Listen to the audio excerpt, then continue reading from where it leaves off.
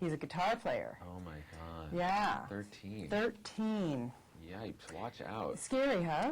Well, let's talk about it. I mean, when did you start? When did you start thinking, I want to be a musician? Late. By the time I got to high school, I'd never played an instrument or taken a lesson, and I hung out with musicians. But I was like the non-musician in a kind of a gang of people that was very musical, and I thought it was too late for me. And so I didn't actually pick up my first instrument until my last year in high school. Wow. And it was a violin, and I wanted to always work in film. I never thought of music. So things didn't work out as I imagined. Yeah, but you had great success with the band. I mean, that must have been a fun time in But I didn't expect to be in a band or think about it. When I was growing up, it didn't even occur to me. That's amazing. Wow, see, things just happen. Things just happen. But because you were in a band, a man named Tim Burton heard you. That's right. And, the rest is history. What is it between you two? What is this, 12 collaborations now? It's our 20th year, 12 Holy times. mackerel. I know. And I don't know what the answer is other than I think we both grew up in L.A., watching and absorbing the same kind of movies, in an era where we got to see a lot of horror, science fiction, fantasy, and same influences. And there, those great collaborations of Bernard Herrmann and Ray Harryhausen films, and the love of that stuff. And I think we just kind of absorbed, and we were both strange kids. In what way? Well, I was like, I had a hard time connecting as a kid with people. I was like what they'd call a weird kid. Okay. And I don't know why. Now that I'm raising my own kids, I see them being a little odd or having trouble with friends, finding friends at school, and my heart goes out to them because I understand so well. But what makes one kind of an oddball kid, maybe then become an oddball adult, I don't know. Yeah, it's interesting, huh? Now, I want to know where you get your inspirations from. Let's talk about the music for this, because you always give us something different, but where does it come from within you?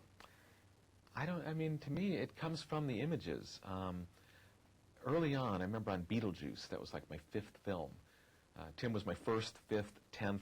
We used to joke that, he'd say, what do you do? You're doing like 5 films between every one of my films. I said, well, I got to learn how to score films so I could do better jobs for you.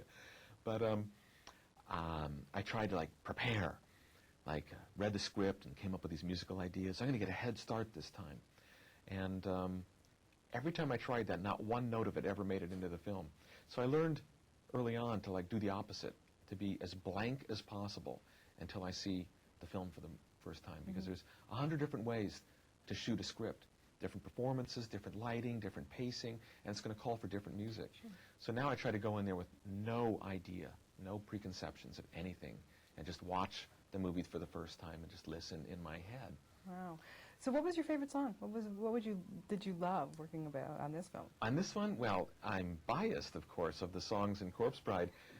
Bone Jangles tune was my favorite.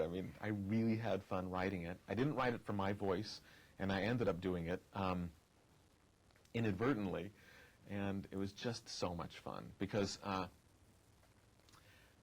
more levels than just the singing or anything, but I knew that there was going to be a big instrumental break, and I had this idea for skeletons and Max Fleischer cartoons from the 30s, and I said, I'll never have a chance to write for skeletons playing xylophone solos on each other's ribs. They haven't done that in so long, and I just have to really, really have fun with this, and I did. And you totally did. Did you ever revisit old stuff? Because this reminded me a little bit of Nightmare Before Christmas. Just little images and things like that. But do you ever revisit old stuff? No, I haven't really seen Nightmare in a long time, but both of them tie in a certain extent to my love of 1930s jazz. Yeah. Because Nightmare had a song too. That was the Mr. Yeah, it's been a while. I forgot too, but the music always stood out for me in that movie. So that had one homage also to Cab Calloway to a certain extent, and as did Corpse Bride. So whenever I can do that, I do. I don't get a chance to do that very much. And we thought early on that the Land of the Dead would be very kind of jazzy, and so I knew that was going to be a fun place for me to be because I love doing that. And other than Chicago, I haven't had a chance to do so much kind of crazy old big band kind of stuff. Well, keep up the great work. We love your music. It's fantastic. Thank and you. I'm a huge fan, so I thank you really so much. appreciate it. Thank you. Congratulations. Thank you.